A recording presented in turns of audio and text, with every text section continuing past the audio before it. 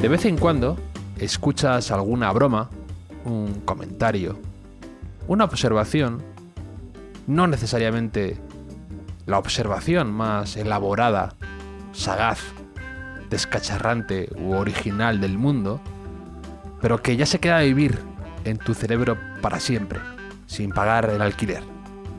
Da igual lo que hagas, se queda contigo sin que hayáis acordado nada antes.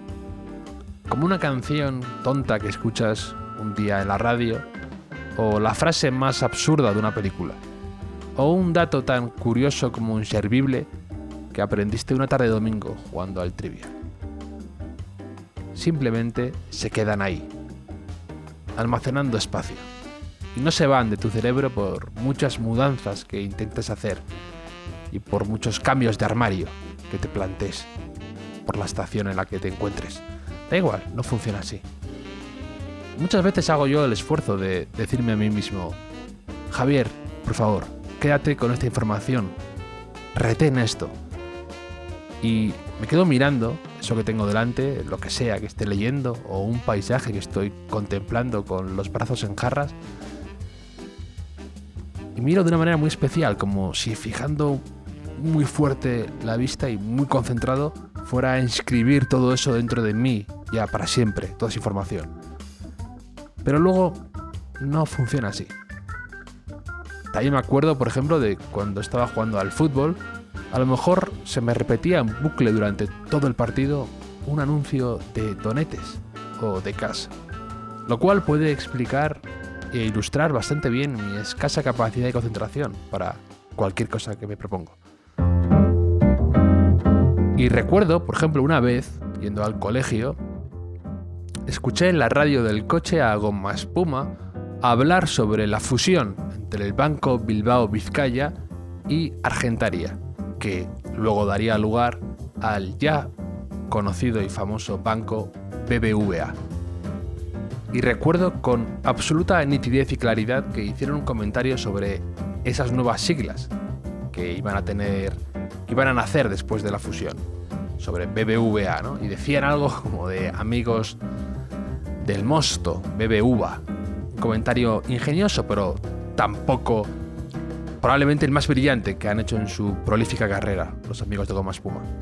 Pero desde entonces, cada día que me llegaba una carta del banco, cada vez que he sacado dinero de un cajero del BBVA, cada día que estuve trabajando de becario en el BBVA en Londres, todos los días pensaba en la voz de Goma Espuma diciendo lo de BBVA y me reía solo. Y no negaré haber participado en la extensión de ese chascarrillo del BBVA. Porque el cerebro funciona así, o al menos el mío.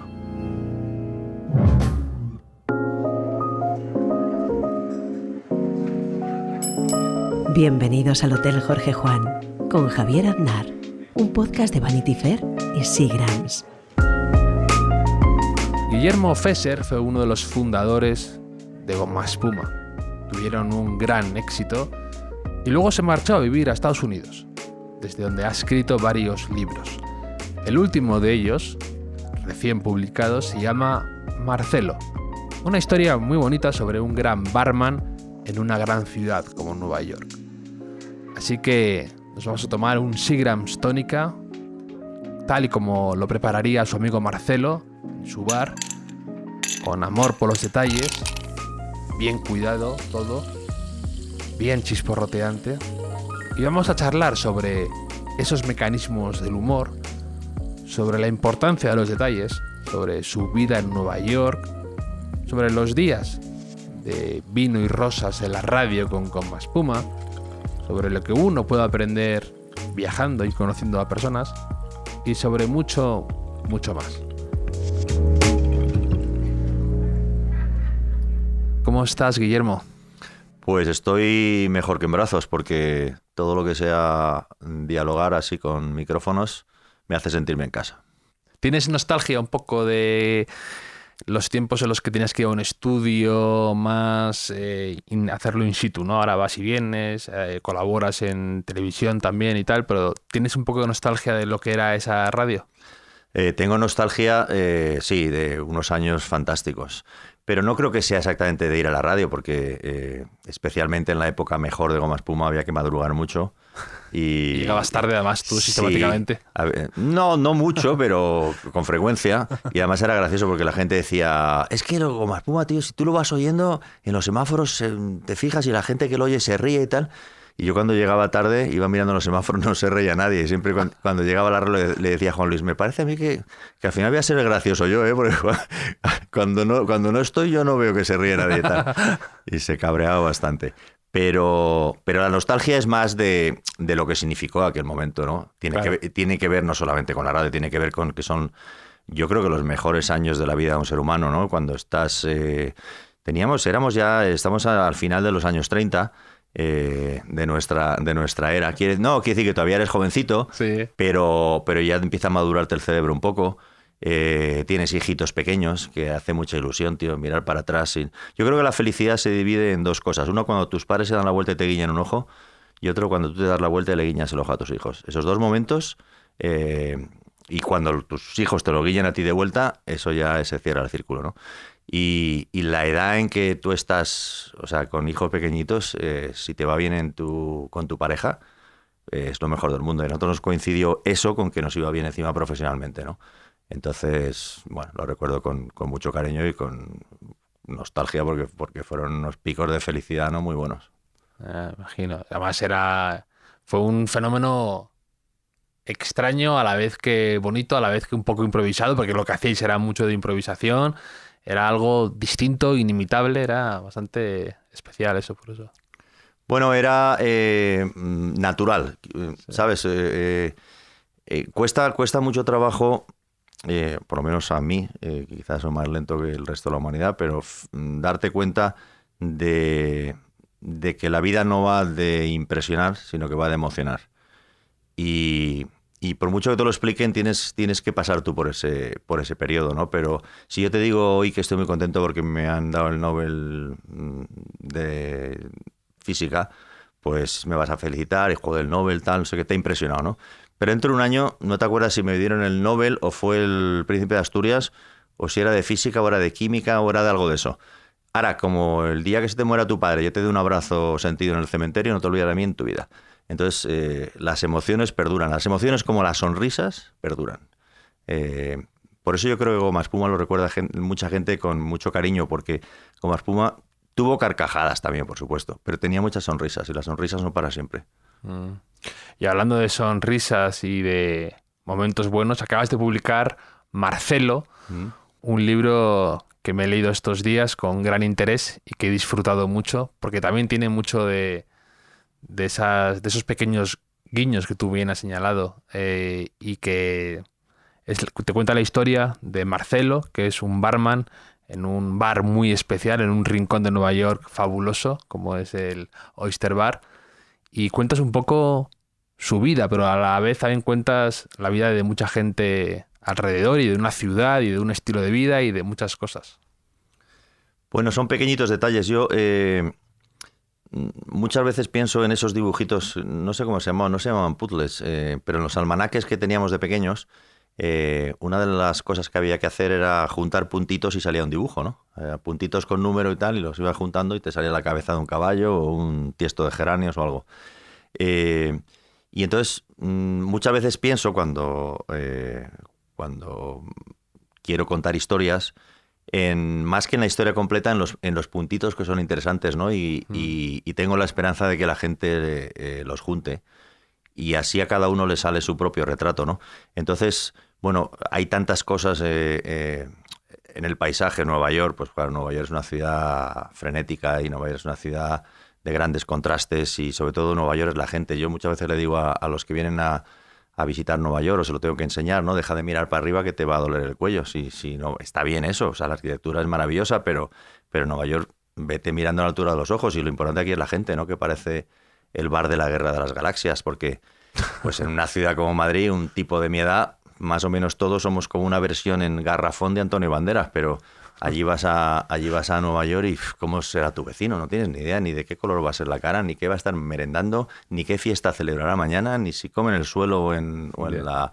Bueno, eso es espectacular, ¿no? Y eso de Nueva York, pues yo creo que atrae mucho a la narrativa, ¿no? Que la gente cuente historias. Encima si es en el Oyster, o vamos, si es en Grand Central Terminal, que es una estación, ¿no? Que parece como una tumba de un profeta en la India, o sea, un mausoleo, es una barbaridad, es una terma romana.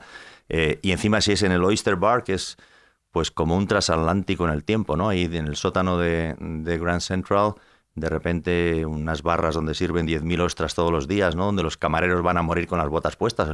El chico que acaba de entrar lleva 15 años. Y donde no tienes que soplar el café, ¿no? O sea, quiero decir, no pides que te echen leche fría porque ya se enfría el solo, ¿no? Vas como con tiempo, ¿no? Pues el marco es maravilloso, pero de todo esto, la gente que junte esos puntitos, al final yo espero que le salga el retrato de Marcelo, porque Marcelo es la clave. Esto no se llama, el libro no se llama The Oyster Bar, el libro no se llama New York, el libro se llama Marcelo o Marcelo, vamos. Pero se llama así porque es que... es un barman, como tantos barmans hay en el mundo, ¿no? Que hace cócteles como tanta gente hace cócteles, pero tiene una manera de presentarlos que es lo que le hace un ser humano especial, ¿no? El hecho de cuando tú llegas al Oyster Bar por primera vez y le pides un cóctel a Marcelo, parece que te llevaba esperando toda la vida.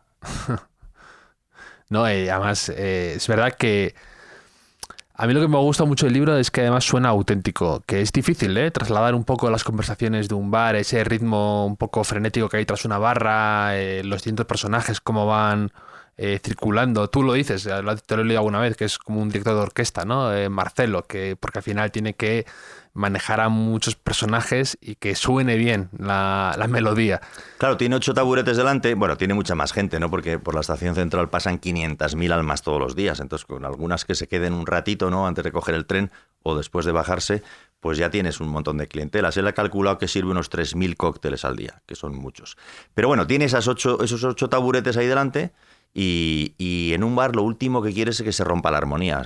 Tú, si hay tensión en un bar, la has fastidiado, ¿no? Entonces, claro, se te pone imagínate las voces de los humanos, ¿no? Como los instrumentos, pues se te pone una señora muy chillona en una esquina, un señor que habla muy bajito, aflautado en la otra, en medio dos que no se les entiende lo que dicen. Pues Marcelo tiene que decir, no señora, usted póngase mejor con este señor que le va a bajar la voz, usted le va a subir la suya, crear esa armonía. Aparte, ¿no? Es que el Oyster Bar es un sitio tan especial y tiene una acústica muy particular, porque al ser un sitio abovedado, que además es de Guastavino, de los Guastavino, del padre del hijo, que me leí hace poco el libro de Andrés Barba de Vida de Guastavino y Guastavino, y es absolutamente delirante la vida de estos tipos, que eran los que han hecho que por una serie de casualidades Nueva York parezca lo que es también, porque ellos fueron los únicos que podían hacer bóvedas en Nueva York. Es una cosa demencial si te paras a pensarlo. Y ellos tenían como la patente. Sí, lo registraron como una patente antiincendios, porque claro, en esa época los edificios son de madera y en esa época explotaban muchas calefacciones, había muchos incendios. Hubo el gran incendio de Chicago, además, a finales del siglo XIX. Sí. Entonces, bueno, es un edificio muy bonito, tiene esas bóvedas que son una maravilla, pero retumba mucho. De hecho, claro, en septiembre por el Oyster Bar pasa todo el mundo que pasa por Nueva York, entre ellos los presidentes de gobierno, cuando van a la cumbre de Naciones Unidas en septiembre, ¿no?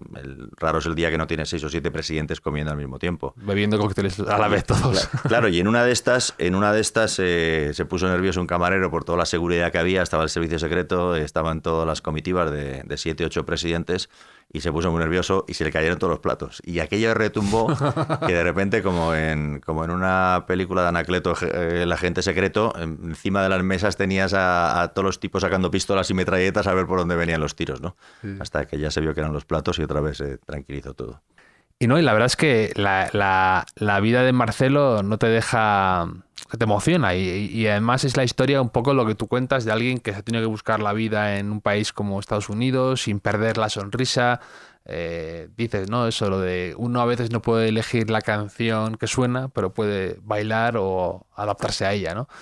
Y es un poco esa historia de una persona así, y que además emana mucho amor por un oficio, que a veces creo que eso se ha perdido y es de verdad muy auténtico, ¿no? Alguien que de verdad te transmite entusiasmo por lo que hace y que además, lejos de sentirse de menos por hacer cualquier oficio, lo valora y además se lo quiere transmitir.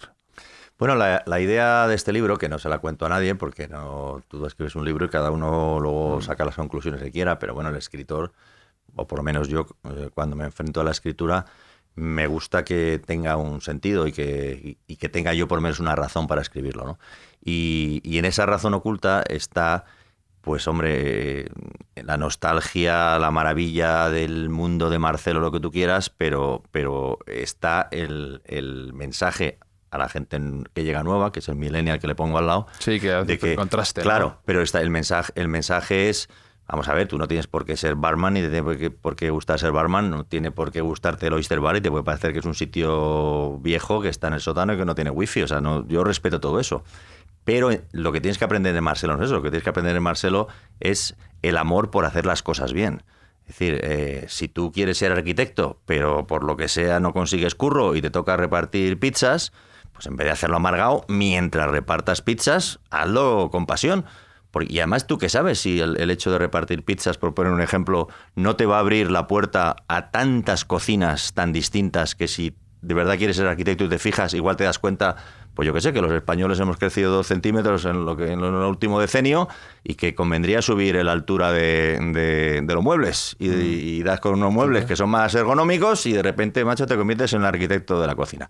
O sea, quiere decir que tú nunca sabes por dónde te va a venir la vida, pero desde luego la vida no te viene nunca si vas amargado, porque no estás predispuesto a escuchar. Dicen que el conocimiento habla y la sabiduría escucha. Yo creo que aprender a escuchar es un don maravilloso que nos cuesta a todos mucho, pero que una vez que le pillas el punto, pues te abre puertas a muchas cosas. Entonces, el poner pasión en una cosa, en lo que hagas, también significa estar escuchando, estar atento, porque estás aprendiendo cosas. Es como lo de el voluntariado, que parece que es que tienes que ser monja o tienes que ser santo o es un sacrificio. El voluntariado es maravilloso porque es que te pone en aventuras que jamás hubieras imaginado, te abre puertas a casas que nunca hubieras entrado, conversaciones con gente que jamás hubieras conocido, paisajes que nunca hubieras visto. Entonces es un chollo. Pero sí, claro, todo, la misma cosa depende de cómo te pongas en el tren, ¿no? Si te pones en el tren mirando hacia atrás y llorando porque te vas, o te pones en el tren mirando hacia adelante y emocionado por donde llegas, ¿no? Hay algo que me gusta mucho de Marcelo, que es como una especie de elemento recurrente en el libro, que es es como limpia la barra. A mí eso me gustaba mucho, el tac-tac con la soda, el cuidado, el mantenimiento. Eso que decía, ¿no? De Kurt Vonnegut, que ahora todo el mundo quiere construir, pero nadie quiere hacer mantenimiento, ¿no? Entonces eso era bonito, el ver a este personaje en tu libro una y otra vez cuidando las cosas, intentando hacerle las cosas mejor a los que van a su bar, a su casa, ¿no? Y luego también eso que dice, está lleno de pequeños aforismos, ¿no? De esa sabiduría de alguien que se tras una barra y se pasa observando las almas que pasan por una estación, ¿no? Y eso que dice de lo de que a veces la felicidad reside en una palabra amable, ¿no? En un apretón de manos, en un scotch con soda, hielo hasta arriba y 2 rajitas de lima. Y eso a alguien le puede cambiar el día. Es que tú date cuenta, una técnica de Marcelo es, claro, si tú vuelves al bar, ya sabe lo que bebes, y si vuelves al bar nada más verte entrar por la puerta, ella te está preparando el cóctel. Entonces tú sabes lo que es llegar a un sitio, llegar a un bar, y, hola Marcelo, ¡pum! ¡Pum! Y te está poniendo el gin tonic o el Manhattan o la cerveza o el vinito que tú tomes o lo que sea. Pero es que no es que te está poniendo el vinito o la cerveza, es que te estás sintiendo tú que eres importante, tío. Total. Estás sintiendo tú que en un bar maravilloso de una ciudad espectacular, tú eres recibido como Dios manda. Y eso no tiene precio, Entonces, por eso en la vida no es tanto las cosas que haces, porque al final todos hacemos más o menos lo mismo y tampoco tiene tanto mérito lo que hacemos la mayoría de la gente, pero es cómo las haces. Entonces tú puedes hacer un podcast, bueno, venga, vamos a grabar otro. O lo puedes hacer con pasión y con cariño y todo eso se nota. Es que esas son las cosas que la gente nota.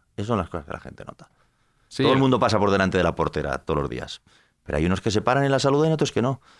No es una cosa muy grande ni nada, pero eso hace una diferencia enorme para tu vida, porque tú no sabes lo que te puede responder la portera y en qué mundos te puede meter, y para la portera que se siente que, bueno, que trabaja y que se lo está reconociendo. Hay una escena de Billy Wilder en el apartamento que para mí es exactamente lo que describes, que es cuando Jack Lemmon va entrando en el ascensor y es el único que se quita el sombrero cuando está Shirley MacLaine, que es la ascensorista, y entonces ella luego lo agradece un montón y se fija en él porque dice que es la que parece que para los demás que pasan por el edificio es invisible, pero él se ha molestado en un gesto tan banal como ese, pero que ella lo valora, y a mí eso siempre Exactamente, pero no está la lección aquí por si alguien quiere tomar notas en esto. Yo no sé si la gente que escucha ese podcast toma apuntes, pero si alguien quiere tomar apuntes, ahora es el momento de tomar apuntes. Atención, cojamos todos el bolígrafo Big Naranja, que escribe fino, Big Cristal, que escribe normal, y abramos el blog de notas. Es que no es tan difícil. Es decir, el no hacer sentirse a la gente transparente. Vamos a ver, o sea, yo conozco mucha gente, todos tenemos lío, todos estamos agobiados, ¿no? Pero yo conozco mucha gente que viene agobiada de serie, entonces a lo mejor quedas en un sitio para hacer algo y ya vienen, oye, vengo, pero que tengo prisa porque es que tengo una comida, ¿qué tal? Que no sé qué. Bueno, todos tenemos prisa, todos tenemos una comida, pero si no lo dices y si te, hombre, ¿qué tal? Nada, no pasa nada, aunque te vayas a ir igual a los 10 minutos, pero la actitud de venir como que ahora me dedico a esto y aquí estoy 100% y me alegro mucho de verte y tal, o sea, no menciones que tienes prisa.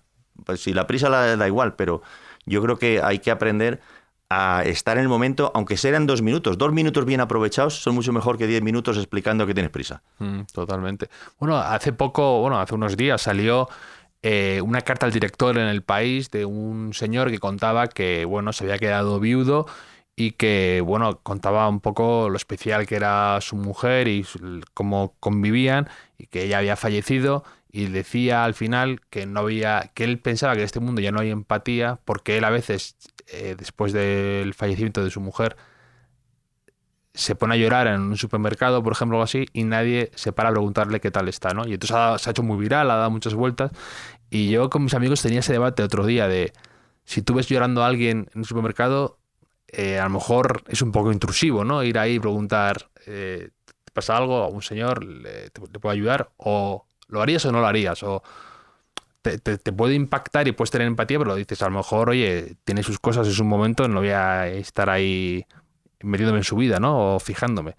Y entonces hay ese debate, ¿no? De hasta qué punto es empatía. Hombre, yo creo que es mejor en pasarse que no llegar. Yo recuerdo que tuve una conversación con mi madre hace muchos años y ella me recuerda la frase constantemente cada vez que nos vemos. Vamos a tener que empezar a cambiar de conversación ya porque se reitera con intensidad. Pero yo le dije un día, mira, los sentimientos si no se expresan no valen para nada. Yeah. A mí me da igual que tú me quieras mucho, si yo no lo sé o no me lo cuentas, ¿no? Entonces hay que demostrar los sentimientos y luego yo creo que si tú estás en un supermercado, un señor llorando, pues te tienes que dar, igual que si se cae al suelo y lo atiendes, pues está llorando. Otra cosa es que lo hagas con humor. Yo seguramente lo intentaría hacer con humor. Le diría, yo no he sido, no sé si, perdone, pero yo no he hecho nada. O sea, oiga, por favor, ¿vendes? Pero yo creo que sí hay que reconocer eso, porque si metes la pata, pues te va a decir, no se preocupe, no quiero, no necesito. Pero ¿cómo le va a molestar a alguien que te des cuenta que lo está pasando mal y que lo que tienes que ofrecer es tus servicios, ¿no? Y a lo mejor no le tienes que preguntar qué le pasa. ¿Le puedo ayudar en algo? Con eso ya está. O sea, no tienes que preguntarle qué le pasa. O sea, yo creo que no va de detective de qué es lo que le ocurre a usted, ha sido su mujer, el perro, alguna preocupación laboral, sino que va de ofrecimiento personal, o sea, de ofrecer tus servicios y si el señor no los necesita, ¿no? Pues lo mismo que va a un ciego, le ayudas a cruzar la calle y dicen, no, que no me hace falta, que voy yo con el bastón.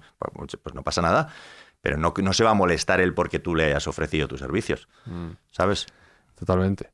Y esto transcurre en Nueva York y tú llevas ahí viviendo varios años. Te quería preguntar por qué, en qué momento decides irte a Nueva York o qué es lo que te llamó la atención para, además ya después de el éxito de Goma Espuma y demás, de repente irte a una ciudad nueva, empezar un poco de cero, como quien dice, y llevas ya tiempo. Entonces tengo curiosidad, ¿qué es lo que te movió a Nueva York? Y antes lo has comentado un poco, ¿qué es lo que te gusta de esa ciudad y demás?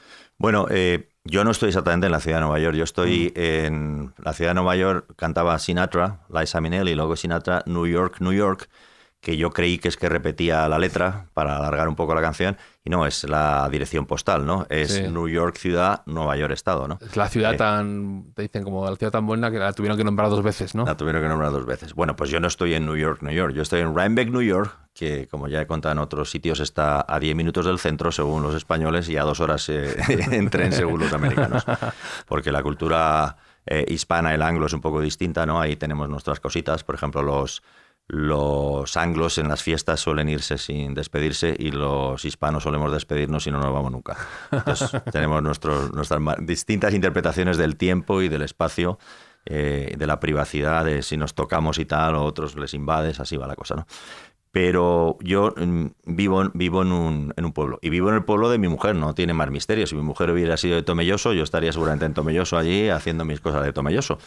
Pero me casé con una chica que era de pueblo, de allí, y bueno, después de muchos años de estar aquí, con hijos y tal, cuando el mayor empezaba el high school, el bachillerato, pensamos que nos queríamos ir un ratito allí para que mis hijos tuvieran también la posibilidad de conocer parte de su otra vida, ¿no? No solo de veranos y de hablar por teléfono, sino de estar allí, de saber a qué hora cenan, a qué hora comen, cómo son los vecinos y esas cosas. Y bueno, al final, pues por unas cosas y por otras nos fuimos quedando, son cosas que vas dejando. Tenemos que comprar el billete de vuelta, pero lo vas dejando y han pasado años. ¿Y te costó adaptarte o no? ¿O fue Sí, fácil? sí, sería absurdo decir que no me costó adaptar. Vamos a ver, por un lado es sencillo porque en el estado de Nueva York hay tanta inmigración y sigue habiendo inmigración en tiempo real, ¿no? Que es difícil sentirte extranjero porque el de al lado tiene un acento todavía más fuerte que el tuyo, ¿no? Y unas circunstancias todavía más complicadas que las tuyas. Pero bueno, yo venía de la radio, venía de la palabra y de la palabra en español, y me meto en un mundo Totalmente. básicamente en inglés en el que la radio no puede ser, ¿no? Entonces me tuve que reinventar y sí me costó trabajo. Y además pero bueno, luego ha sido maravilloso porque ha aparecido en sitios que no me imaginaba. De repente yo he sido autor de textos infantiles para colegios. Y yo tengo ahora un par de libros que se estudian o se leen en bastantes colegios en Estados Unidos, y quién me hubiera dicho eso a mí, ¿no? Y durante 4 años he estado haciendo un tour de niños muy pequeñitos, de 6 años, 7, 8, 9. Y nada, de repente yo era la atracción, ¿no? O sea, niños, hoy viene un periodista de España que os va a contar... ¿Cómo estáis, bonitos? O sea que durante 4 años yo era un poco entre los payasos de la tele y el autor. Pero bueno, todo eso me ha metido en estados que si no hubiera estado, me ha hecho conocer profundamente Estados Unidos y sobre todo tener la firme seguridad de que Estados Unidos es de colores. Puede decir la gente lo que quiera, pero yo he estado viendo a los alumnos de esas clases y cada uno es más distinto que el anterior. Y bueno, pues se puede aceptar con más alegría, con más uñas largas.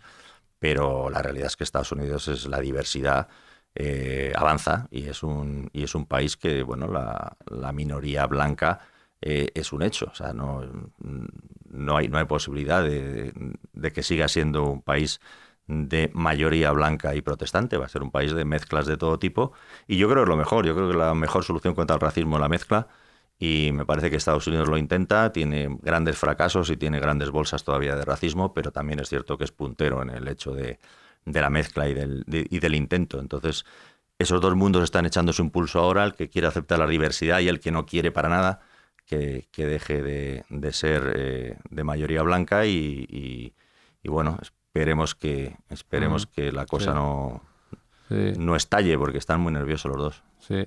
A ver, pero lo que contabas me ha hecho recordar una cosa que estoy leyendo ahora de David Sedaris, el escritor, muy de humor también, que contaba que él se tuvo que ir a Francia, y que claro, que él era un escritor de humor y que daba charlas y demás, y entonces decía que tenía que renunciar a parte de su personalidad, porque claro, y si iba a Francia y le conocían menos o nada, no pillaba las bromas. Tú sí, porque hablabas bien inglés, pero que él ya de repente ya no era el escritor, era otra persona. Entonces es verdad cómo tienes que adaptar y lo que te cambia. Y tú eras el de Goma Espuma, con un éxito tremendo de la radio y en televisión, y te tienes que ir y cambia tu vida. Eres otra persona. Vamos a ver, dentro eres el mismo. Sí, claro. Pero yo estoy convencido que la gente que me conoce inglés conoce a otra persona de la gente que me conoce en español, porque, primero porque los idiomas no son la traducción de palabras, son el vivir en una cultura distinta, y eso significa una manera distinta de hacer las cosas, ¿no? Entonces tú te adaptas, si te adaptas al mundo en inglés, haces cosas que a lo mejor no haces. O sea, yo, por ejemplo, aquí llegaba tarde, en Estados Unidos llego muy pronto. Soy el mismo. ¿Cómo es posible esto? Bueno, quizá porque en el mundo anglosajón de Estados Unidos no está permitido llegar tarde, o sea, directamente no existe. Entonces, pues lo aprendes desde el minuto cero.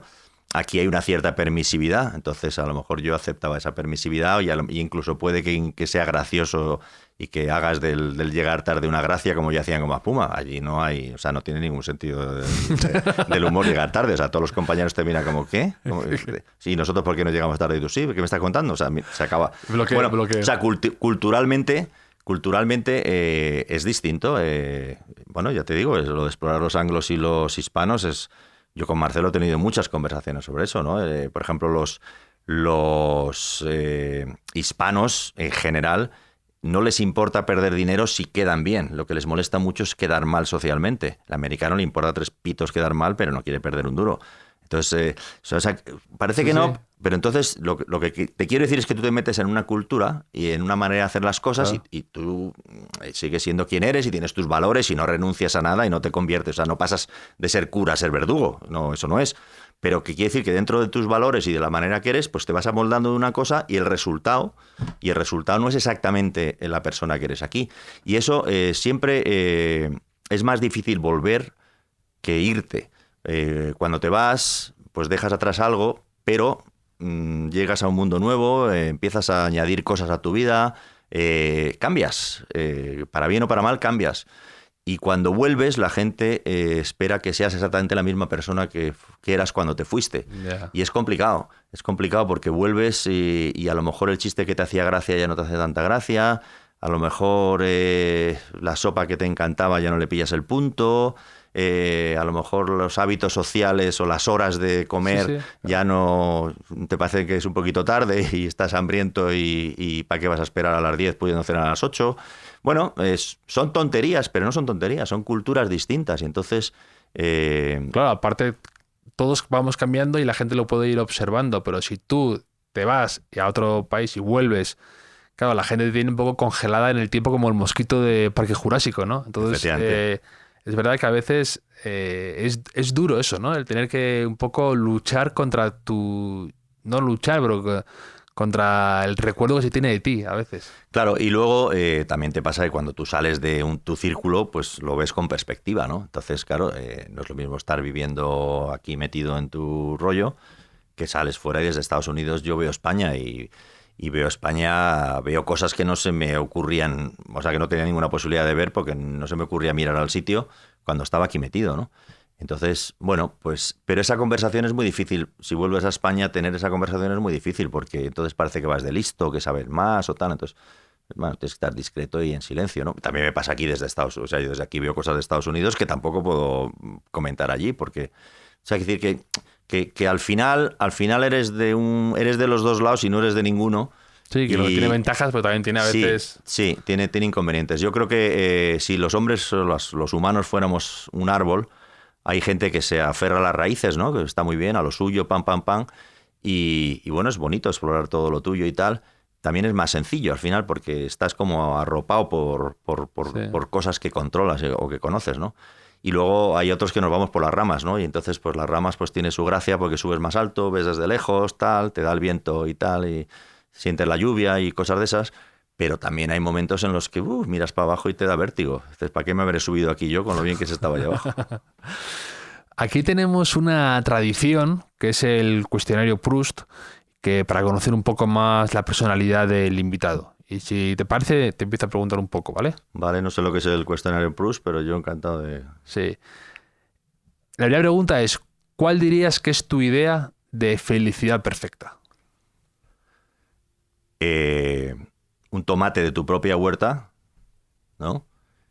Ya cuando está... O sea, que ha cogido el puntito, que es difícil porque si lo coges verde no, y si se ha pasado tampoco, o sea, en el puntito.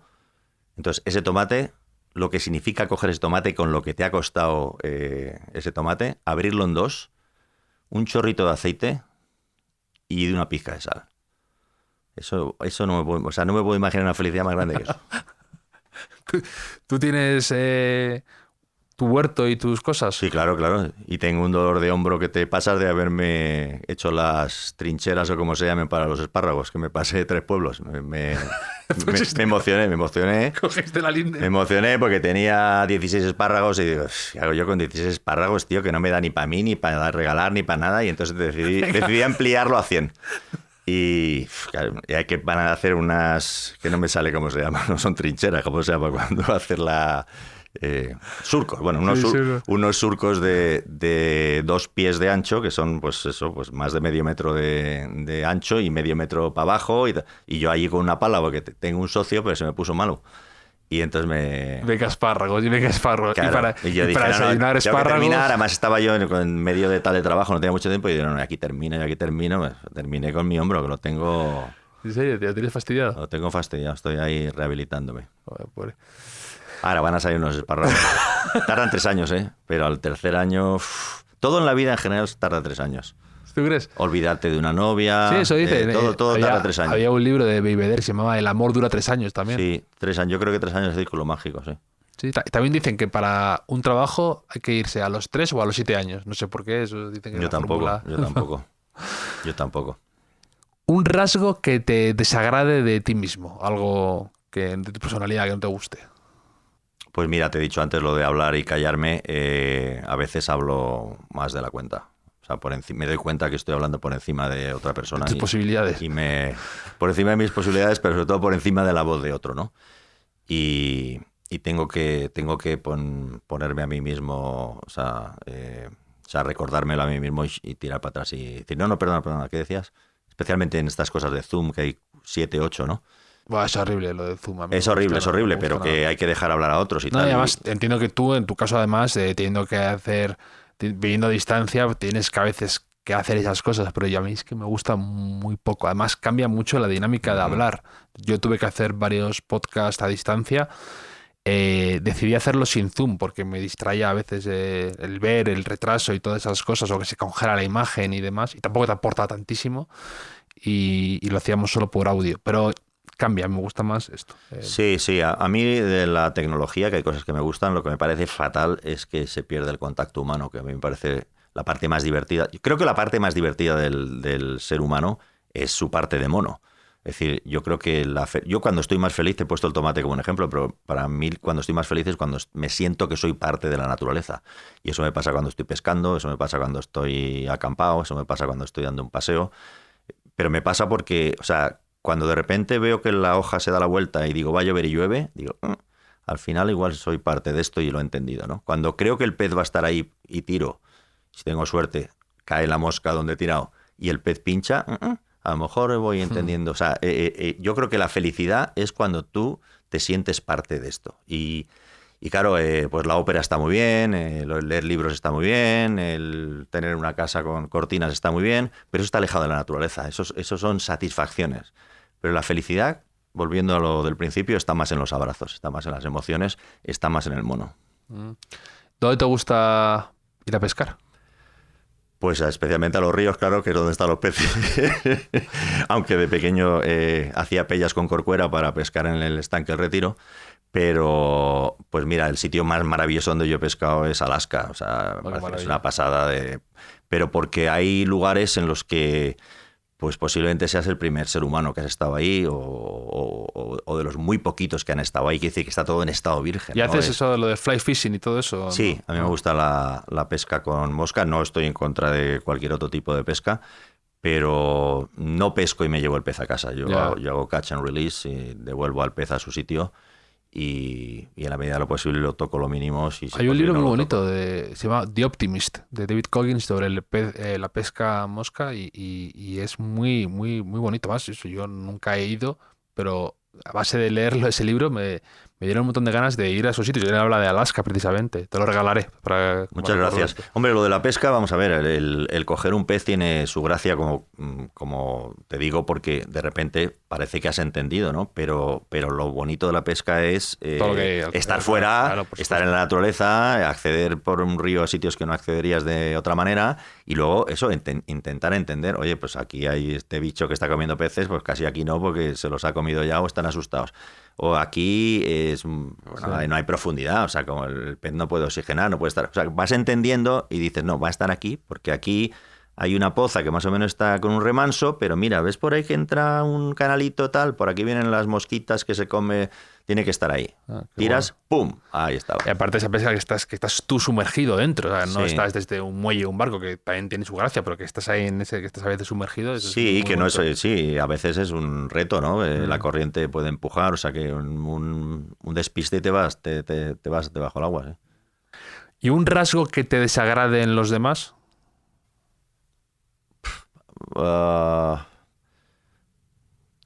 Yo creo que el ser aburrido, o sea, vamos a ver, hay dos cosas que no me gustan mucho. Uno es la vagancia, o sea, no entiendo si yo tengo un nivel de autoexigencia alto y no entiendo cómo la gente no lo puede tener, ¿no? O sea, no, esto ya está, bueno, vale, ya está, pero en cualquier cosa, ¿no? Es decir, me da igual que sea en preparar una merluza que en hacer una redacción, que en jugar a los dardos. Es decir, que me gusta la gente que cuida un poquito los detalles, ¿no? Pero luego lo peor del mundo es ser rata o ser aburrido. Ser rata tampoco lo entiendo, o sea, me parece ser rata, o sea, que con alguien y que esté ahí racaneando, sabes, que no le hace falta. No digo, Sí, claro, no digo gente que no tenga dinero, pues si no tienes dinero, pues no tienes No, dinero, por no pasa supuesto, nada. Pero gente que tiene dinero y que le cuesta es el rata, invitarte a una claro. cerveza, tío, o sea... O que siempre está ahí con las Sí, o que las cuentas. sí. Pues que yo es que no tomé flan al final, ¿eh? Yo no tomé flan y es como, yo eso me chirría completamente. O un tipo aburrido, soso, o sea, de soso, de esto que es sí, por favor. Me estás quitando la vida. Sí, me está chupando la sangre, tío, por favor, sí. Una expresión neoyorquina o en inglés, algo así que favorita, un dicho que a lo mejor aquí en España no se diga, pero que a ti te guste repetirla o decirla o la tengas presente. Sí, se resume en dos palabras y te voy a... Y creo que de alguna manera en estereotipo, porque gracias a Dios España también tiene su parte muy positiva, pero bueno, tradicionalmente la gran diferencia que yo veía entre España y Estados Unidos es que cuando tú proponías algo en España te preguntaban ¿por qué? ¿Por qué vamos a hacer eso? ¿Por qué? Y en Estados Unidos le añadían un no al final, ¿no? ¿Por qué no? Y es una manera muy positiva que yo creo que en general en toda América, en todo el continente se da. El continente americano, mi experiencia ha sido en Chile, en Argentina, en Ecuador, es decir, la gente tiene ganas de hacer cosas, ¿no? Y aquí parece que la gente ya las ha hecho. ¿Para qué vas a pintar, no? Me decía a mí Santiago Amón en la radio, ¿para qué vas a pintar si ya pinta Velázquez? Claro, con ese planteamiento, ¿no? Si ya pinta Velázquez...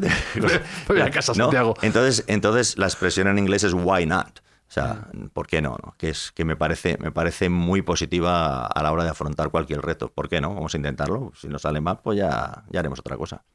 Santiago Amón, que era un tipo brillante y luego... Santiago Amón era un tipo súper brillante. Además, Juan Luis y yo éramos muy jovencitos en la radio y nos cogió como sus polluelos y hemos aprendido con él un montón. Él estaba de tertuliano en Antena 3 de radio cuando empezamos.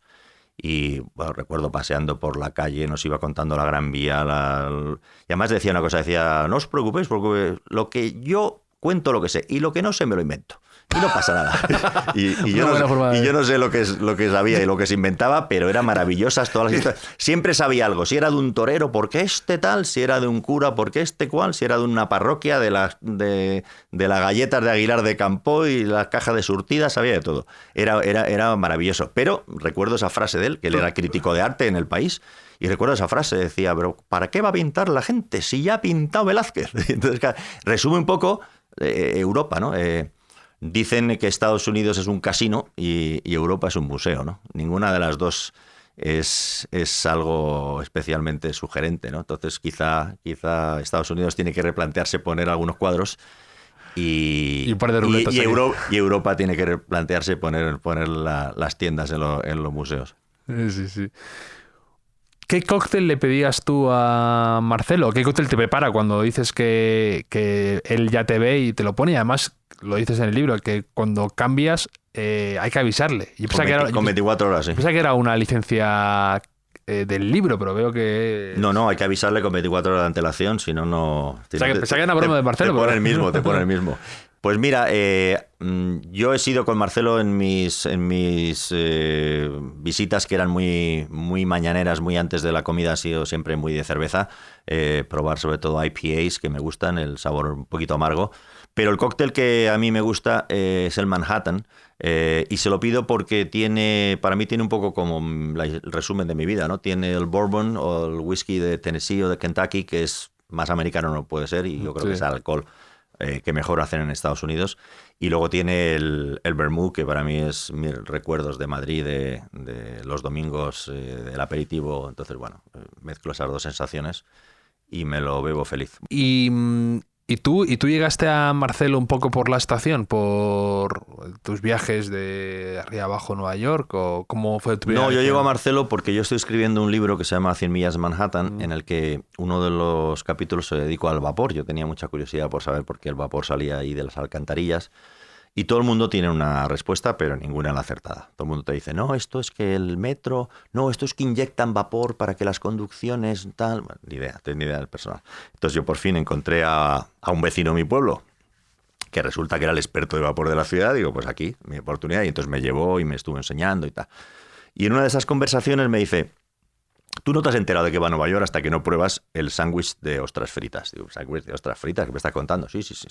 Bueno, se llama el po' boy, como el poor boy, el chico pobre, porque claro, hasta hace muy poco, como pasaba en España con las cocochas, pues las ostras no las quería nadie. Claro, es una concha dura que hay que dejarte los dientes para abrirla y encima lo que sale dentro es un moco. O sea, mira quién lo quería comer.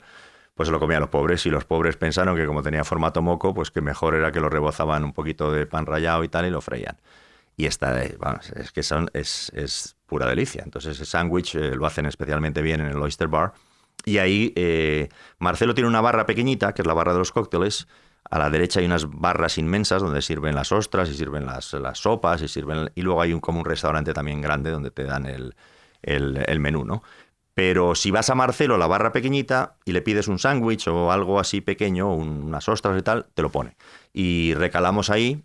Y yo, la verdad es que no sabía, iba en inglés todo, yo no sabía Marcelo si era hispano, podía haber sido perfectamente iraní, podía haber sido turco, podía haber sido tantas cosas, filipino, pero bueno, me cayó simpático. Y luego ya, como ya sabía el sitio, y de natural desde mi pueblo a 10 minutos del centro voy en tren, pues si pasaba por ahí, claro, a una hora o un día que estuviera Marcelo, pues paraba. Y fruto de eso es cuando me di cuenta que ahí había una historia, ¿no? Luego llevé a mi mujer, a Sara, que lo conociera, y es la que me dijo, efectivamente, aquí tienes que escribir la historia de Marcelo, porque es la historia de él, es la historia de Nueva York, es la historia de este bar. Y bueno, se lo propuse y no me hizo ni caso, porque luego me ha reconocido años más tarde, ¿no?, que en el bar se prometen tantas cosas que no se cumplen, ¿no?, que los barmans han aprendido a no creerse nada, ¿no? Eso lo dice en el libro. Dicen, si sabes cuántas señoritas me han prometido matrimonio que al día siguiente no se acordaban ni de cómo me llamaba, cuánta gente me ha prometido que me iba a dejar las llaves del descapotable que jamás he visto, y tantas cosas, pues llega un tío que no conozco de nada, voy a escribir tu historia, vale, sí. ¿Qué quería tomar otra vez? Y bueno, ahí estuvimos toma y daca varios meses hasta que ya por fin le llevé el libro de Cándida, le dije, mira, esta es la señora que limpiaba en mi casa y aquí está el libro. Y dice, bueno, pues a ver, y ahí ya se lo pensó y ya se tiró para adelante.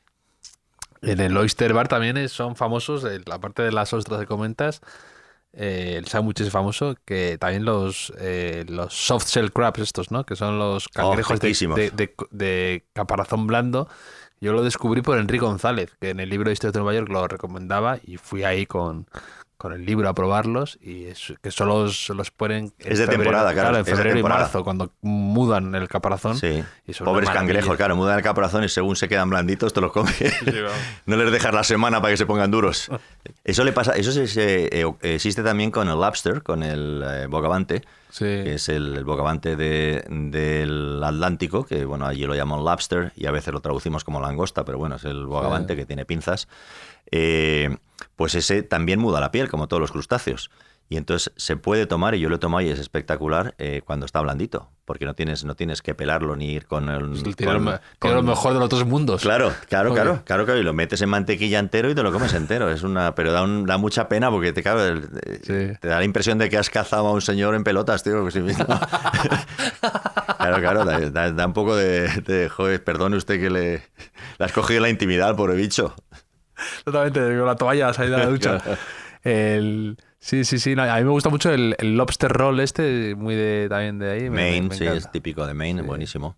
Sí, con el brioche ese de mantequilla y tal. Muy, muy, muy rico, sí. Y luego hubo un debate que lo escribió David Foster Wallace, bastante intenso con el tema de langostas, si era legal o no meterlas, cocerlas vivas o no, porque pues eso, dicen que vivas están mejor, pero claro, era un poco salvaje era eso. Sí, ahí, claro, como no le oyes gritar y tal, pues no sabes qué pasa, ¿no?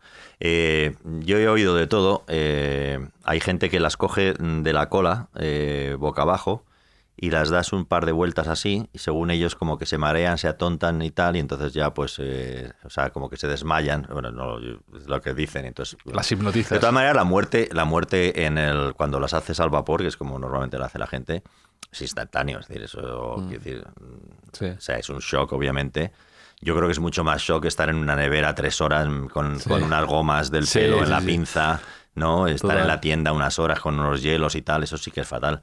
Pero el hecho de que cuando las sacas de ahí las metes es instantáneo, es decir, hacen puff y se han muerto directamente, ¿no? Total. No lo sé, yo una vez hice una receta, esa sí que me dio mucha grima, me gusta cocinar y quería hacer una receta de caldereta de langosta, ¿no? Y cogí un libro que debía ser antiguo, claro, español, de caldereta de langosta y, joder, es que había que partirla, o sea, y sofreírla en la sartén. Entonces, claro, la langosta estaba viva. Y entonces de repente, escoja la langosta, córtele la cola. Y yo, Dios mío, mi vida. Entonces esa cola cortada y dando botes sobre el pollete de la cocina, a la sartén, a rehogarla un poco. Mientras tanto estaban las pinzas moviéndose y era como, ¿qué estoy haciendo aquí? Eso sí que me pareció inquisición total y no lo he vuelto a repetir. Me arrepentí yo mismo según lo hacía, pero estaba siguiendo la receta del libro. La imagen de la langosta. Claro, eran varios trozos moviéndose en direcciones diversas. Y todo al final a la sartén, sofrito, y en la misma sartén daba botes. Parece digno de la escena esta de... ¿Cuál es? Annie Hall, la de la escena de langostas de Woody Allen, que se le escapan unas y tal. Parece tal cual. Así ahora, visto con perspectiva, ¿qué dirías que es lo que más aprendiste de la radio, lo que más te enseñó? Y también te pregunto si has pensado escribir algo, una especie de libro memorístico sobre esa época o algo así, porque es verdad que da pena, pues es una época irrepetible, tú lo has dicho, y que de algún modo es un buen testimonio de una época rara, distinta. Bueno, de la radio, en cuanto al punto de vista periodístico, yo creo que 2 lecciones ahí aprendí sobre la marcha y a lo bestia, ¿no? A base de que viniera mucha gente y preguntarle a mucha gente y tener mucha suerte, ¿no? De tener mucha gente con mucho nivel. Mucho nivel significa con muchas cosas que contar, ¿no? Y con cosas muy interesantes que contar, ¿no? No quiero decir que sean famosos, es gente que venía con cosas muy interesantes de contar de todo tipo, famosos, no famosos y sin ganas de serlo. Entonces, 2 cosas yo creo importantes. Una, que la gente cuenta cosas más interesantes cuando se siente a gusto. Entonces, aunque venga una señora o un señor que tú creas que es corrupta o corrupto y que te parece que está haciendo unas cosas horribles para la humanidad y que te gustaría que no hubiera nacido mejor y que estuviera otra persona desempeñando el cargo que tiene, te va a contar más cosas más interesantes y para ti y para tu audiencia. Vas a aprender más de quién es esa persona realmente si la haces sentirse a gusto que si la acorralas y la empiezas a decir, porque usted, y en el 25 de septiembre usted dijo que tal, que cual. Esto estamos hablando en general, y yo sé que hay casos particulares en que esto es más difícil de explicar, pero en general, si tú haces de periodista, es decir, amablemente preguntas por curiosidad, ¿no? Es que se comenta que yo unos... Bueno, eso es una cosa. Y la otra cosa yo creo que es muy en estereotipo, pero yo diferenciaría buenos periodistas y malos periodistas en las preguntas. Yo creo que el buen periodista busca una buena respuesta. Entonces tú lo que quieres es, pues, si tienes la suerte de estar delante de una persona que otra gente no tiene y tú vas a ser el que vas a contar a la gente quién es esta persona y qué piensa, pues lo que quieres son buenas respuestas. Entonces, eso tiene que ver con modestia y tiene que ver con estar al servicio de la comunidad. Tú estás haciendo una labor para la comunidad. Es decir, voy a contaros quién es esta persona. Y creo que el mal periodista, también es un estereotipo, es el que quiere que la pregunta sea original y le da igual lo que responda al otro. Entonces, claro, es ese tipo de entrevistas de ¿qué prefiere usted? ¿Pescado al amanecer en La Coruña o zapatillas de felpa en Madrid? Pues, vale, ¿sabes? O, joder, mira lo que le pregunté. ¿Sabes lo que le pregunté a este? A mí qué más me da lo que le preguntas a este, pero ¿qué te contó? ¿No? Es como eso que dicen, no, yo es que estuve con Mick Jagger, bueno, yo estuve con Mick Jagger en el año 2004 y tal, vale, pero ¿y qué te contó? Ah, no, ya eso... Como estos obituarios que son... El protagonista es el que escribe y el otro es como un mero accesorio. Claro. Sí. Entonces, hacer sentir bien a la persona lo mejor posible, lo más a gusto posible a la persona a la que le vas a preguntar cosas, porque en ese ambiente te dice cosas, y luego preguntarle cosas con intención de que te responda algunas cosas, no con intención de que todo el mundo sepa qué listo eres tú y qué pregunta más original has hecho. Y, por ejemplo, tú hablasteis con personas de todo tipo, tú lo has dicho, personas incluso, no sé, con Pinochet, que conseguisteis hablar con él al hotel de Londres, estuvisteis a punto de hablar con el Papa, también con gente muy dispar, interesante y tal. ¿Quién te deslumbró por su capacidad o por su inteligencia o por su cercanía o por lo que fuera? ¿Qué personas recuerdas cuando piensas en esa época te vienen a la cabeza? Bueno, tengo muy mala memoria. Eso dice el Cano de ti, sí. Eso me pierde la gente ahora que estaba en la Feria del Libro firmando. Bueno, ¿y cuando hicisteis tal? Y hay cosas que me hacen gracia, pero que las como si me cuentan un chiste de otro, porque es que no recuerdo absolutamente tener nada que ver con eso. Pero bueno, es lo que me ocurre. Entonces, de nombres y tal, yo soy muy bueno para sensaciones. Yo recuerdo sensaciones, ¿no? Pero nombres y fechas y tal soy muy malo. Pero te diría que en general, donde más me ha impactado la gente con la que hemos estado ha sido en los viajes. Yo, lo mejor de Goma Espuma como experiencia personal han sido la posibilidad de viajar, ir a sitios tan remotos como la India o Kosovo, que tuvisteis un Ondas. O estar en Kosovo, ¿no? Y ver campos de batalla, ¿no? En Kosovo yo aprendí lo que era la guerra. O sea, yo hasta ahora la guerra pensaba que eran unos buenos, otros malos, que se disparaban y tal, y que unos se hacían daño, se iban al hospital, otros se morían y tal, pero que en medio no había nada. Y cuando llego a Kosovo me doy cuenta que la guerra es que hay una chica que no tiene Tampax. Y que no tiene Tampax, joder, y que no tiene Tampax. Y que eso es la guerra para ella, que cuando le van a traer Tampax.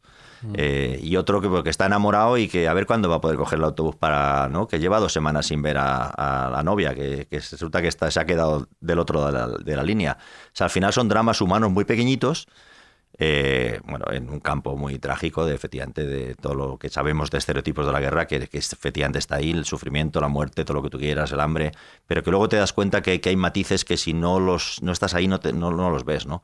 Y en los viajes lo mismo, o sea, se te quitan, ¿no?, los estereotipos de los países, de las gentes, de tal. Senegal fue un descubrimiento. Senegal a mí me parece que es la Cuba de África, ¿no? En el sentido de que musicalmente es tan potente como Cuba. En cualquier esquina que vas hay alguien cantando, hay alguien recitando, hay alguien tocando un instrumento. O sea, la música es parte de la vida y eso hace que un país sea muy alegre y muy, muy interesante, ¿no? Y bueno, no lo sé. Yo siempre me quedo con las personas más que con los sitios, ¿no? Creo que es mejor vivir en un sitio feo con buena compañía, ¿no? Que vivir en un sitio maravilloso con gente con la que no encajas, ¿no? Y luego el viajar también te pone en la dimensión de relaciones humanas que yo no me había dado cuenta, ¿no? O sea, por ejemplo, yo cuando estoy en mi ciudad, que es Madrid, resulta que yo soy del barrio de Salamanca y Juan Luis es de Carabanchel y parece que no tenemos nada que ver. Pero si estamos en Barcelona, los dos somos de Madrid, pero descaradamente, vamos, y tenemos que ver todo, o sea, somos una piña.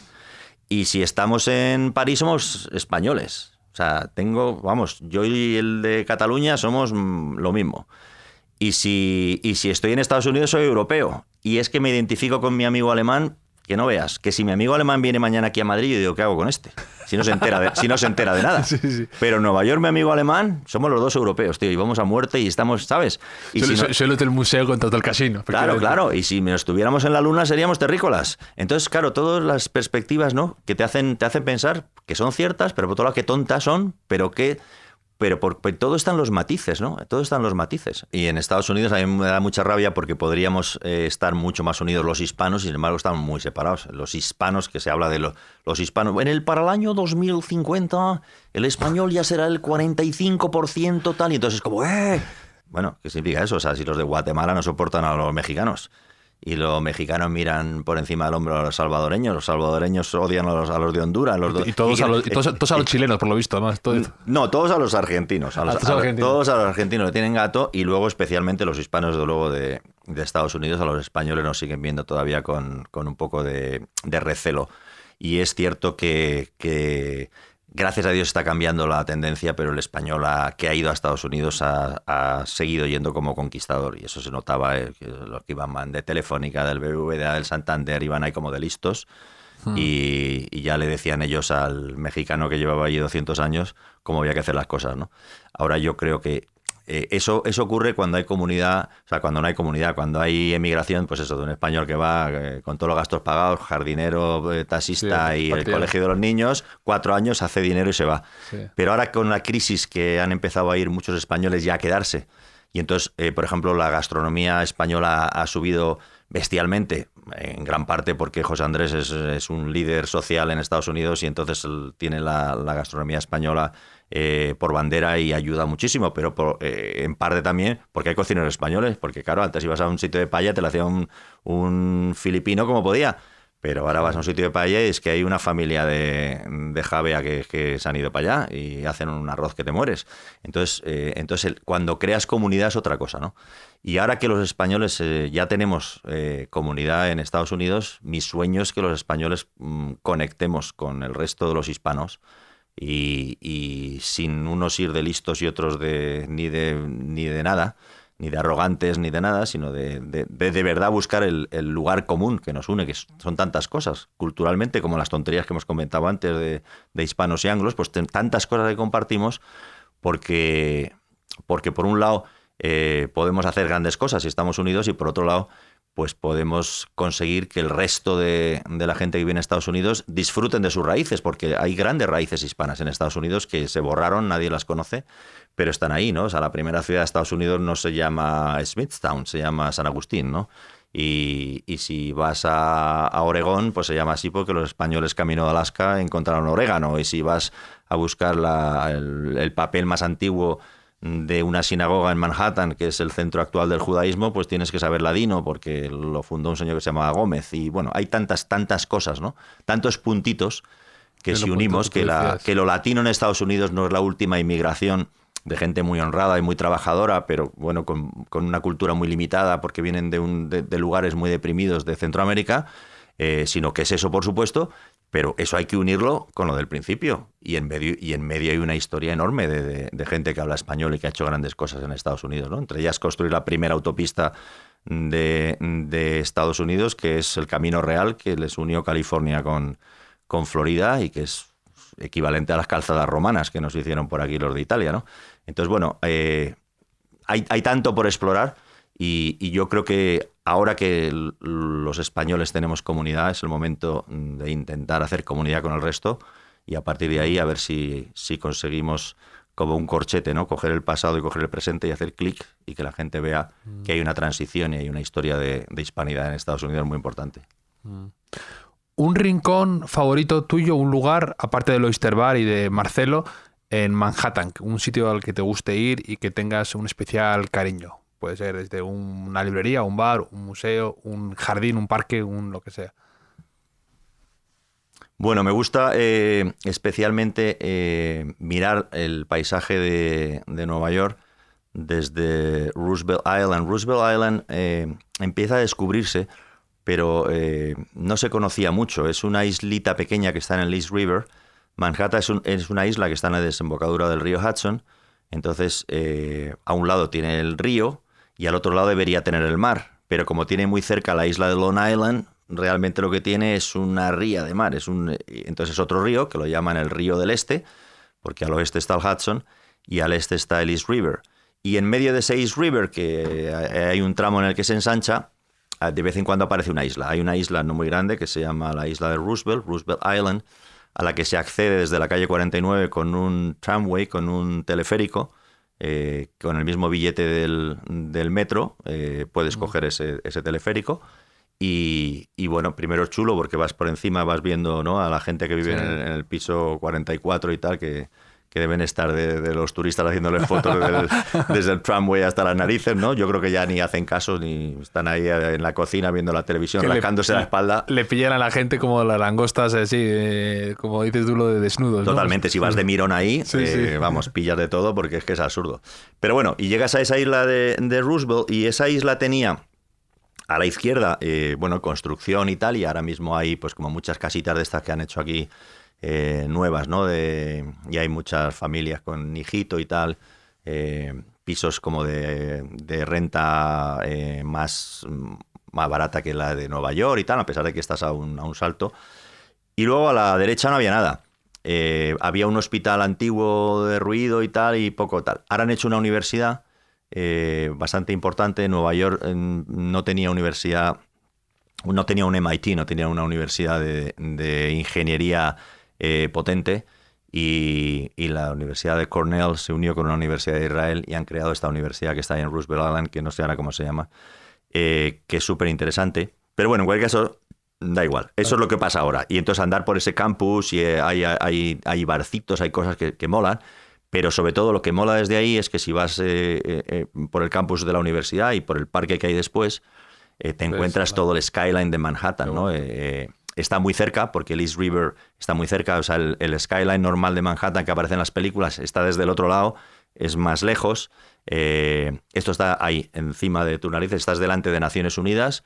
Tienes Naciones Unidas en el centro, y a la izquierda tienes todo el Wall Street con todo el skyline famoso, y a la derecha pues tienes el Empire State Building y las nuevas. Está cambiando mucho el perfil de Nueva York. Han construido muchos rascacielos muy finitos. Pero bueno, en cualquier caso, que el skyline típico, ¿no?, del Empire State Building o del Chrysler Building o esto, de repente ahora es como el juego de los palillos, ¿no? Hay muchos pinchos que suben así.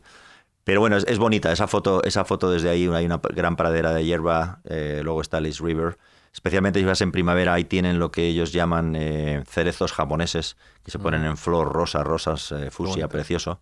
Entonces, mes de abril o tal, Roosevelt Island, los cerezos mirando el skyline de Manhattan, es mágico. Qué bonito, bonito.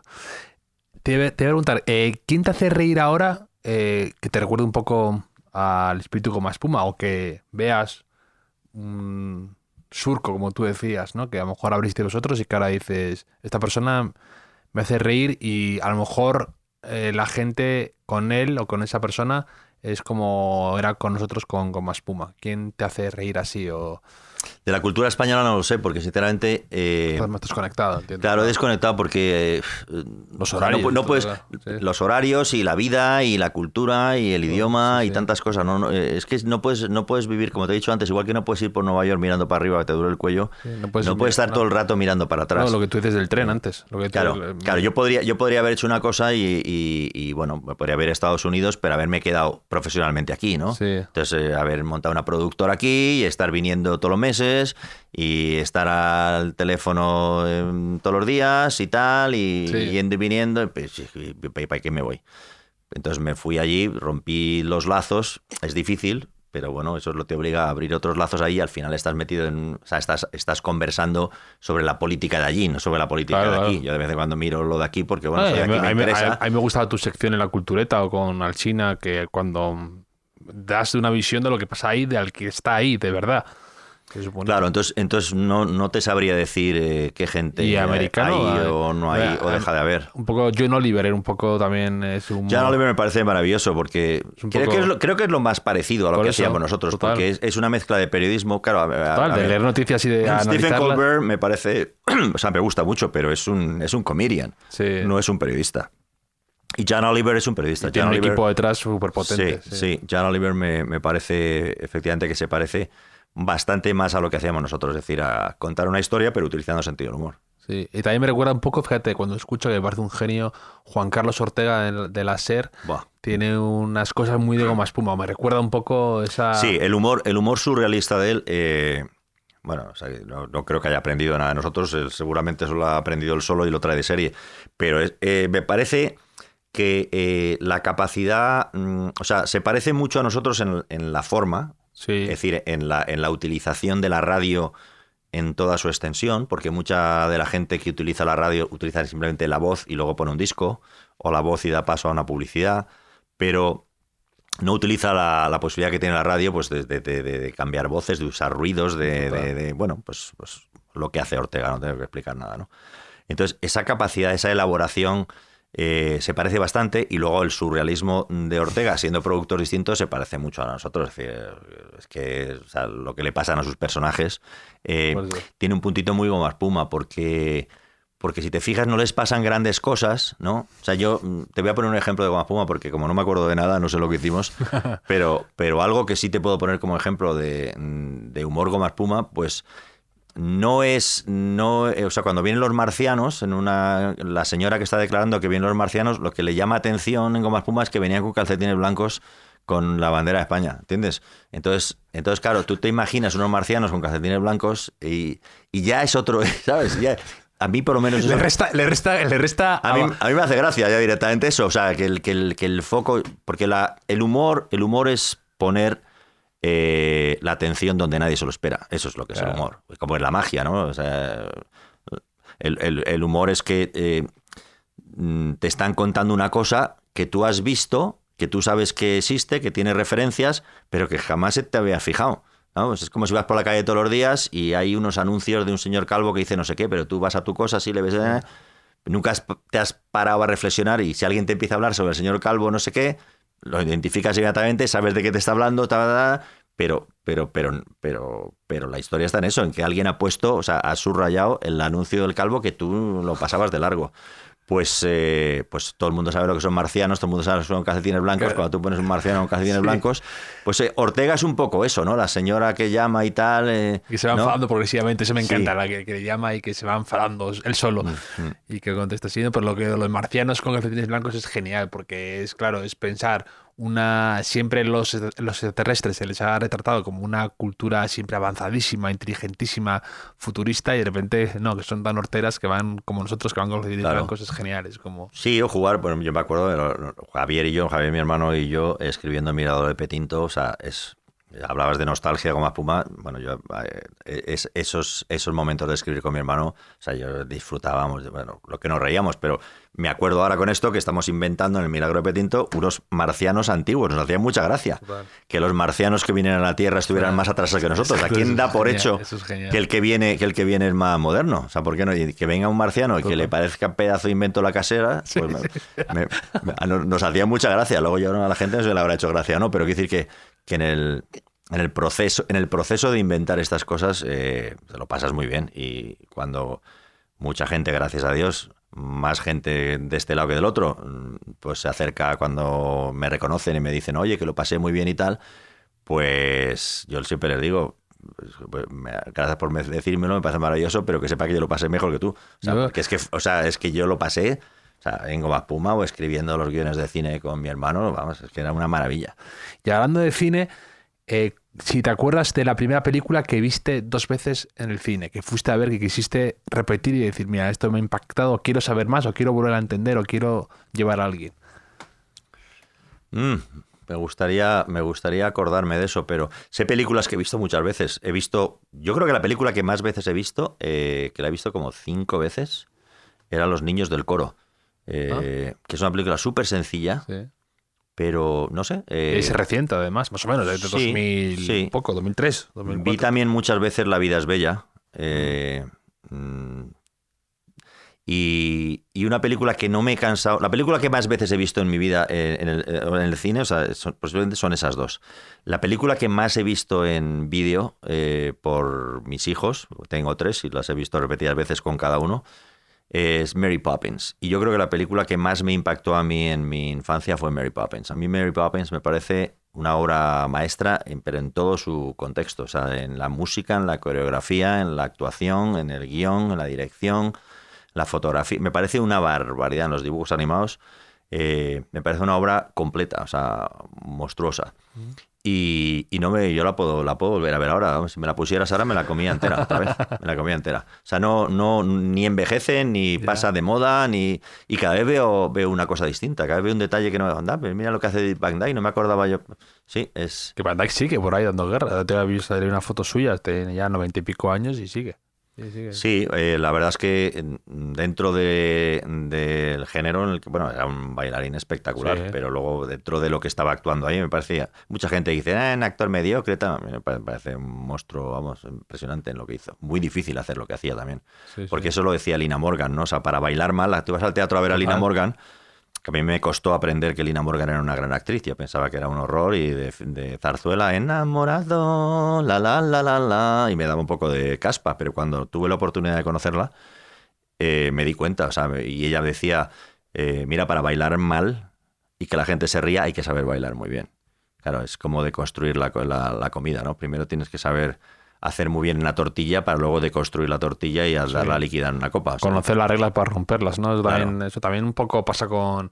También pasaba algo con Jerry Lewis, ¿no? Que también la gente se tomaba como un poco a mofa porque era un actor así como de comedias tontorronas, pero luego le coges Scorsese y hace el rey de la comedia y él está espectacular y te das cuenta que hay un actor muy bueno detrás y que luego él se disfraza lo que sea, pero hay que saber. Pajares en Ay Carmela, o sea, tienes ejemplos, o sea, cuando le das una posibilidad a un comediante de estos de hacer una cosa, te das cuenta que para ser un comediante de estos, no pasa que el humor está menos reconocido, parece que es más sencillo, ¿no? Sí, yo creo que es muy difícil hacer reír a la gente, ¿eh? Es muy difícil. Yo recomiendo a la gente que lo intente, porque no es sencillo, no es sencillo. Es muy difícil. Y eso también lo ha hecho Juan Luis Cano, ¿no? Lo de que parece que el humor siempre está bajo sospecha, ¿no? De que es algo menos intelectual, se nota un montón en los premios, ¿no? Que parece que para que den el Oscar a una comedia o algo así, tiene que ser una cosa o con un mensaje en el fondo muy social o no se le va a dar. Entonces, es verdad que el humor a veces, no sé, parece que está eso, bajo sospecha, es una pena. Bueno, porque parece que es accesible a todo el mundo, ¿no? O sea, pues un drama y tal, a lo mejor todo el mundo vivimos un drama, pero no lo vamos contando por ahí, ¿no? Nadie dice, no, pues la verdad es que no te lo he contado porque yo soy garbancito, porque de pequeño se separaron mis padres, me dejaron en el bosque, tal, aunque te pase no lo cuentas. Pero como el humor, y en esta sociedad en la que estamos, pues siempre hay uno que cuenta un chiste, ¿qué tal? Claro, se confunde el humor con contar un chiste. Una cosa es saber contar chistes, pues es como saber cantar. Hay gente que tiene ese don y hay gente que lo hace mejor y peor y hay gente que lo hace maravillosamente, pero eso no necesariamente puede ser alguien que cuente chistes y que no tenga sentido del humor. El sentido del humor está al alcance de todas las personas. Ahora es un músculo que hay que ejercitar y tiene que ver con la generosidad, tiene que ver con saber escuchar, tiene que ver con modestia, tiene que ver con otras virtudes que si no se conjugan, pues no, o sea, el humor necesariamente no tiene por qué estar en escena y con el foco en medio. Tú puedes hacer un comentario aquí y no tener que repetirlo, que se rían los dos de aquí. O sea, no es para toda la comunidad, no es callarse que voy a contar un chiste, sino que tú vas por ahí y como estás interactuando con dos aquí en la esquina, pues se ríen esos dos y tú también y ya está, ¿no?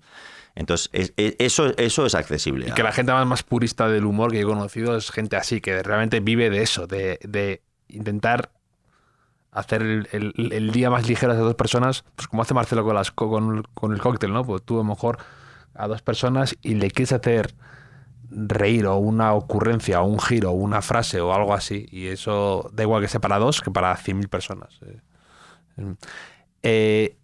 ¿Escritores favoritos o libros que regales habitualmente o algo que te hayas leído mientras escribías, Marcelo? No sé, a lo mejor si has escrito, si ibas leyendo cosas para a lo mejor también meterlas aquí de algún modo o que te apetecía, que te ponía en sintonía para escribir el libro, o algo así. Sí, hay cosas. De hecho, en la editorial, yo creo que en la web de la editorial me pidieron que hiciera un ejercicio parecido. Contraluz. En Contraluz.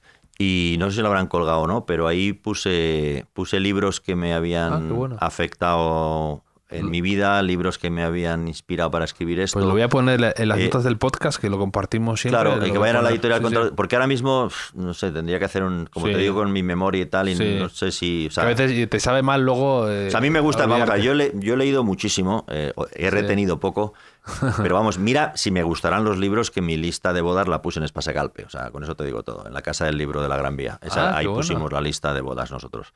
Entonces, o sea, con eso te digo todo. O sea, los libros me encantan. Es el centro de mi vida y me parecen una maravilla, ¿no? Es mi manera de viajar y de conocer otra gente y de entender otras maneras de hacer las cosas, ¿no? Pero bueno, como me preguntaron con eso, hice una especie de esfuerzo y tal, y no sé qué, pues ya está ahí hecho. Pues si a alguien le interesa eso, que vaya a Contraluz, ahí que será contraluz.es o editorial Contraluz o lo que sea. Sí, sí. Y ahí pone autores, y como tienen 5, pues uno de ellos soy yo, y ahí vienen cosas lo comparto, relacionadas con los libros. ¿Y a uno que te has leído últimamente, a lo mejor en un viaje o algo así, te ha recordado últimamente, o tampoco es un esfuerzo memorístico? No. A ver, vamos a ver. Ahora mismo, yo nunca estoy leyéndome un libro. Yo tengo como 7, 8 abiertos. Ahora mismo tengo abierto el de la conversación del Sapiens al Neandertal, que lo pillaba ahí en la Feria del Libro. El de Millás con Arzuaga. De hecho, antes has contado algo, lo del mono, que me ha recordado al anterior libro, que contaba que el ser humano y dicen que un poco el mono, que eran los únicos que saben tirar pedradas. Que éramos, ahí ha llegado yo, sí. Que no hacen pinza y no tienen piedras, sí. Es interesante, ese libro le tengo ahí. Tengo abierto el de Sandra Sabatés, No me cuentes cuentos, que me parece un libro necesario de leer para los hombres, porque bueno, cuenta momentos en los que hacemos sentir mal a las mujeres, y hay cosas súper obvias como lo de la manada, que es muy desagradable y tal. Ella lo cuenta muy bien, de tal manera que no resulta especialmente violento o desagradable leerlo, sino que resulta interesante y atractivo entender, ¿no?, el porqué de los comportamientos que a veces pensamos que son normales o tal, pueden molestar a una mujer, ¿no? Y yo creo que a mí me está gustando mucho ese libro, y me parece, yo como hombre, me parece que estoy aprendiendo cosas, y lo recomiendo que lo lean. Tengo abierto también un libro de este colombiano que ha escrito en la biografía de Sergio Cabrera, que se llama Gabriel Vázquez o algo así. Sí, el de Volver la vista atrás, ¿puede ser? Sí. Muy buen libro. Una historia loquísima, la de los Cabrera. Había oído hablar mucho de él, lo he pillado también en la Feria del Libro, estoy muy al principio, es un poquito más espeso de lo que yo esperaba al principio, pero creo que voy a entrar ahí en una historia inesperada, ¿no? Hablé del tema con Fernando Trueba aquí en el podcast, de esa historia bueno, es muy, muy, muy loca. Y él es un director de cine interesante, la verdad. Pero un libro que ahora recuerdo así de tal, que me valió, me dio algunas claves para cómo escribir este libro, porque para mí fue muy difícil qué tipo de libro quería hacer. O sea, yo después de entrevistar a Marcelo durante 2 años y pico... ¿Y qué hago con todo este material, no? Claro, ¿Qué forma le doy? Claro, podía haber hecho un non-fiction perfectamente, podía haber hecho un ensayo sobre el bar, o podía haber hecho la vida de Marcelo tal cual el era. bar de las grandes esperanzas, como Moringer o algo así. O podía haberme centrado en, que al final no he puesto nada, de anécdotas que han ocurrido con personajes muy conocidos y tal, y al final es que no he puesto ni una. He mencionado nombres ahí por mencionar algo, pero... Y leí un libro que se llama, no sé cómo estará traducido al español. Yo creo que ya por fin está editado en español. Salió como hace 3 años en Estados Unidos y se llama algo así como When the Crawfish Sings o algo así, que es una historia de una chica abandonada en las marismas en North Carolina. Es la historia, creo que la autora es australiana, si no me equivoco. Y ella fue acusada de cometer un crimen que ella se negó, o sea, lo negó completamente y fue absuelta. Y el libro es un poco basado en su caso autobiográfico de alguien que le acusan de matar a alguien describe la naturaleza, o sea, las descripciones de la naturaleza, estas de algo tan sencillo como unas playas de arena y tal, y luego todo como desde la emoción, ¿no? Que al final yo le pillé el punto a este y en vez me quité de encima los datos, o sea, yo no sé cuántas hojas he tirado, y me fui a la emoción, ¿no? Dije, paso del Oyster Bar de Nueva York y de si ha ido aquí Jacqueline Kennedy en el paso. Voy a hablar de este personaje, de su Quito natal, de quién es y de lo que está disfrutando en esta barra y de lo que podemos aprender de él, ¿no? Entonces me fui a las emociones y ese libro yo creo que me dio esa clave de repente de ver qué bonito era narrar todo desde un punto tan intimista y tan sencillo. Al final es un crimen, pero no es un thriller, no es una cosa de acción. Es como de sensaciones, ¿no? De sentarte y ver que abre la ventana y ese visillo se mueve, ¿no? Y ese visillo te está diciendo a ver si va a venir alguien, a ver si no va a venir alguien, pero te lo está diciendo de una manera muy emocional, ¿no? Ese libro fue importante en este momento. Y ahora que comentas esto de las emociones y de Marcelo... no es The Crawfish, es The Crawdad, creo que se llama When the Crawdad Sings, me parece que se llama en inglés. Lo pondré en las notas del podcast junto a tus libros, a tus recomendaciones, y saldrán ahí abajo, la gente lo puede ver. Tengo curiosidad, lo voy a leer. Y hablando de esto, de lo de Marcelo y las emociones o las enseñanzas, te quería preguntar para terminar, alguno de esos lemas o aforismos que tengas, que guardes o que te sorprendiera de Marcelo. A mí me han gustado varios y tengo apuntados. Me gustó mucho el que dice uno de que a un pez se le conoce contando las escamas, ¿no? Que decía que al final tú vas contando las escamas y aunque no te sirva de nada a priori, pero te vas familiarizando con el pescado y vas sabiendo dónde están las branquias y todo esto. Y que haciendo la tarea más a lo mejor ingrata o más absurda a priori, aprendes por el camino sin darte cuenta. Bueno, yo creo que sí, en plan básico, ¿no? El hecho de hacer... Él siempre dice... Yo le he puesto un ayudante en este libro porque basado en que él a lo largo de su carrera ha tenido varios ayudantes y no han resultado nunca, ¿no? Siempre le han durado 3 días, 4, 5 o los ha echado o se han ido ellos mismos, ¿no? Y él siempre decía que es porque la gente que quiere meterse en un bar para hacer dinero rapidito, que no funciona, ¿no? Yo me acuerdo cuando yo estudié cine en Los Ángeles, éramos 7, 8 en la clase o 12, no me acuerdo, pero pocos. Y el primer día nos pusieron en un círculo ahí y nos preguntaron que por qué íbamos a estudiar cine, ¿no? Que por qué queríamos estudiar cine y que por qué estábamos ahí. Y yo aluciné en colores, tío, porque de los que estamos ahí ya te digo que no, como mucho 12, no me acuerdo ya cuántos éramos, entre 9 y 12.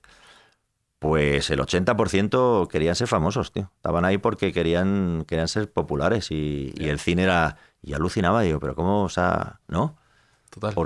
Y entonces volviendo a la filosofía de Marcelo dice, tú haz con pasión lo que te entusiasme y ya llegará el dinero. Y es verdad, o sea, yo la gente que conozco que le entusiasma su profesión, no te digo que todos sean millonarios o multimillonarios o que vivan desahogadamente, pero viven, o sea, ya si tú haces algo con pasión, pues ya te encontrarás la manera de que eso te repercuta para poder sobrevivir. Enamorarse también del proceso, ¿no? Que a veces eso es lo que yo lo he comentado, que en este mundo a veces me he dado cuenta de que es verdad que hay un afán a veces que yo desconocía por hacerse famoso, por ser popular, por ir al hormiguero. Pero directamente, sin escalas y sin a lo mejor tantos méritos, pero quieren ser conocidos y tal. Y esto es claro, se ve en el personaje tuyo del millennial, ¿no?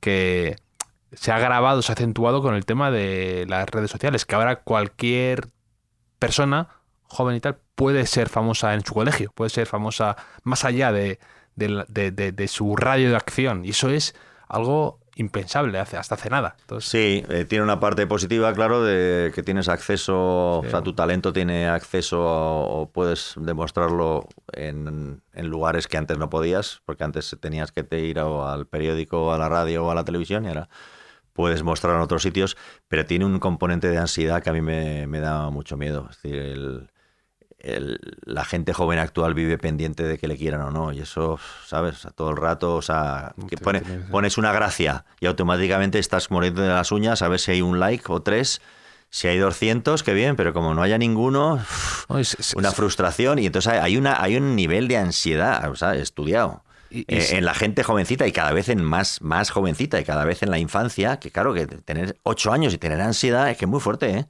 Pero estamos creando un poco eso, ¿no? La dependencia. Ojalá que estas maquinitas, no sé, sepamos de alguna manera manejarlas, pero el algoritmo nos dice que no va por ahí la cosa. El algoritmo dice que va más.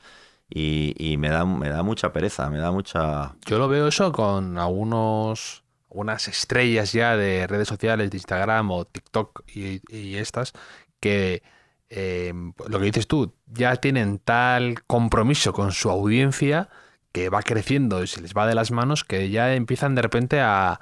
pues pierden un poco el contacto y hacen bromas a lo mejor súper inapropiadas o muy bestias, o hacen una broma a alguien. Otro día vi que a un chico le han prohibido, primer caso en España, estar en YouTube 5 años por haber dado pasta de dientes galletas con pasta de dientes a un vagabundo, y lo había grabado como broma. Entonces, claro, ya entras en esa dinámica de no saber lo que la gente espera de ti, cualquier cosa por una risa y demás, que creas pequeños monstruos.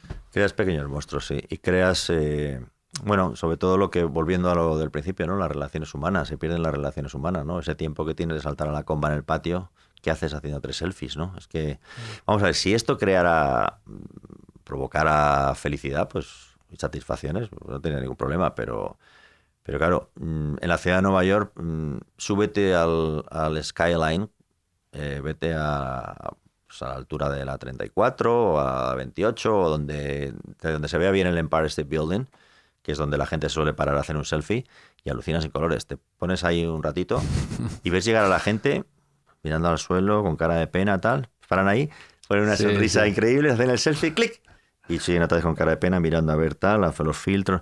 Dices, ¿esto qué es? O sea, esto, es escalofriante, esta felicidad instantánea para vender, ¿no? Pero luego llegas a casa y estás solo. Y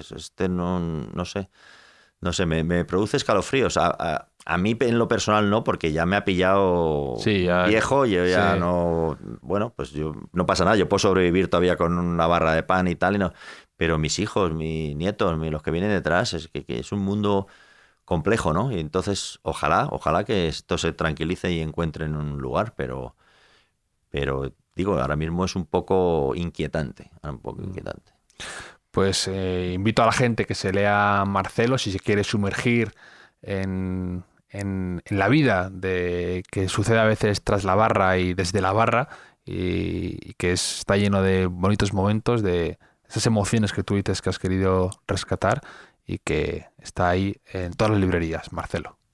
Muchas gracias por invitarme y por invitar a Marcelo, sobre todo. Un placer.